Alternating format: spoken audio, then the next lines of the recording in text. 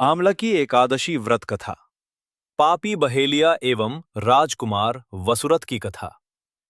88,000 ऋषियों को संबोधित करते हुए सूत जी ने कहा, हे विप्रों, प्राचीन काल की बात है।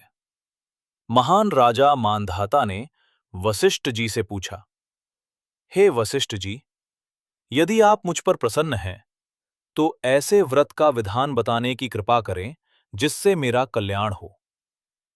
महर्षि वशिष्ठ जी ने कहा, हे राजन, सब व्रतों से उत्तम और अंत में मोक्ष देने वाला आमलकी एकादशी का व्रत है।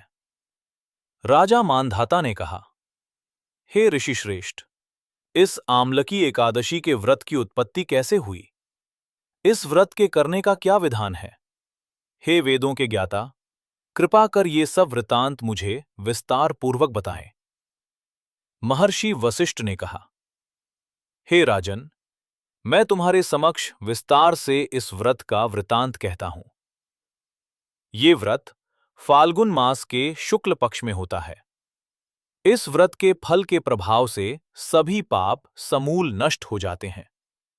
इस व्रत का पुण्य 1 सहस्र गौदान के फल के समान है। आमले, आमलकी की महत्ता उसके गुणों के अतिरिक्त इस बात में भी है कि इसकी उत्पत्ति भगवान विष्णु के श्रीमुख से हुई है। अब मैं आपको एक पौराणिक कथा सुनाता हूं। ध्यानपूर्वक श्रवण करो। प्राचीन समय में वैदिक नाम का एक नगर था।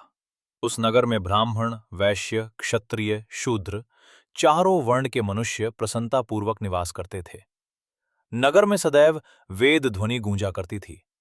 उस नगरी में कोई भी पापी, दुराचारी, नास्तिक आदि ना था। उस नगर में चैत्ररथ नामक चंद्रवंशी राजा राज्य करता था। वह उच्च कोटि का विद्वान तथा धार्मिक प्रवृत्ति का व्यक्ति था।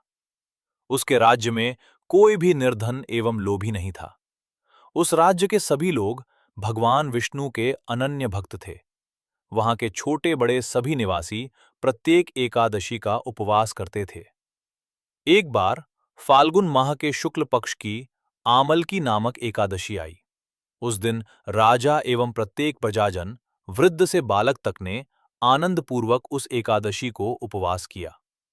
राजा अपनी प्रजा के साथ मंदिर में आकर कलश स्थापित करके तथा धूप, दीप, नैवेद्य, पंचरत्न, छत्र आदि से धात्री का पूजन करने लगा।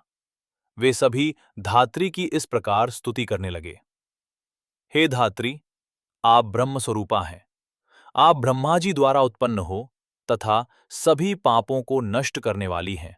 आपको नमस्कार है। आप मेरा अर्घ्य स्वीकार करो। आप श्री रामचंद्र जी के द्वारा सम्मानित हैं। मैं आपसे प्रार्थना करता हूं, मेरे सभी पापों का हरण करो। उस मंदिर में रात को सभी ने जागरण किया। रात के समय उस स्थान पर एक बहेलिया आया। वह महापापी तथा दुराचारी था। अपने कुटुंब का पालन वह जीव हिंसा करके करता था। वह भूख प्यास से अत्यंत व्याकुल था। कुछ भोजन पाने की इच्छा से वह मंदिर के एक कोने में बैठ गया। उस स्थान पर बैठकर वह भगवान विष्णु की कथा तथा एकादशी माहात्म्य सुनने लगा। इस प्रकार उस बहेलिये ने संपूर्ण रात्रि अन्य लोगों के साथ जागरण कर व्यतीत की। प्रातःकाल सभी लोग अपने अपने निवास पर चले गए। इसी प्रकार वो बहेलिया भी अपने घर चला गया और वहां जाकर भोजन किया। कुछ समय व्यतीत होने के पश्चात उस बहेलिये की मृत्यु हो गई।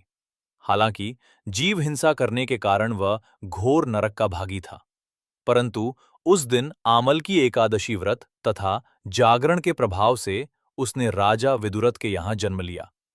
उसका नाम वसुरथ रखा गया। बड़ा होने पर वह चतुरंगिणी सेना सहित तथा धन धान्य से युक्त होकर 10 सहस्र ग्रामों का संचालन करने लगा। वह तेज में सूर्य के समान, कांति में चंद्रमा के समान, वीरता में भगवान विष्णु के समान तथा क्षमा में पृथ्वी के समान था। वह अत्यंत धार्मिक, सत्यवादी, कर्मवीर और विष्णु भक्त था। वह प्रजा का समान भाव से पालन करता था। दान देना उसका नित्य का कर्म था। एक समय राजा वसुरथ शिकार खेलने के लिए गया।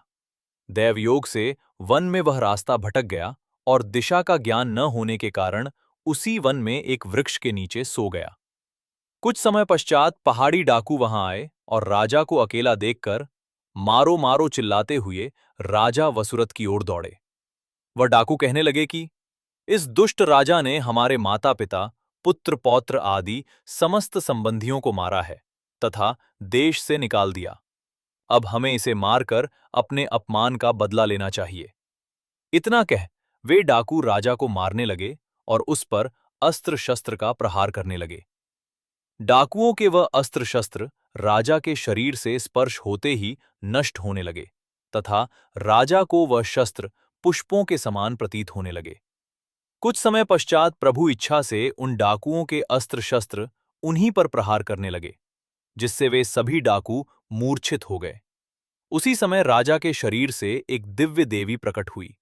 वह देवी अत्यंत सुंदर थी तथा सुंदर वस्त्रों तथा आभूषणों से अलंकृत थी। उसकी भ्रिकुटी टेढ़ी थी। उसके नेत्रों से क्रोध की भीषण लपटें निकल रही थीं। उस समय वे लपटें काल के समान प्रतीत हो रही थीं। उसने देखते ही देखते उन सभी डाकुओं का समूल नाश कर दिया। नींद से उठने पर राजा ने वहां अनेक डाकुओं को मृत पड़ा देखा। वह सोचने लगा, किसने इन्हें मारा? इस वन में कौन मेरा हितैषी रहता है? राजा वसुरथ ऐसा विचार कर ही रहा था कि उसी समय आकाशवाणी हुई। हे राजन, इस संसार में भगवान विष्णु के अतिरिक्त तेरी रक्षा कौन कर सकता है? इस आकाशवाणी को सुनकर राजा ने भगवान विष्णु को स्मरण कर उन्हें प्रणाम किया। तत्पश्चात अपने नगर को वापस आ गया और सुखपूर्वक राज्य करने लगा। महर्षि वशिष्ठ ने कहा, हे राजन, ये सब आमल की एकादशी के व्रत का प्रभाव था।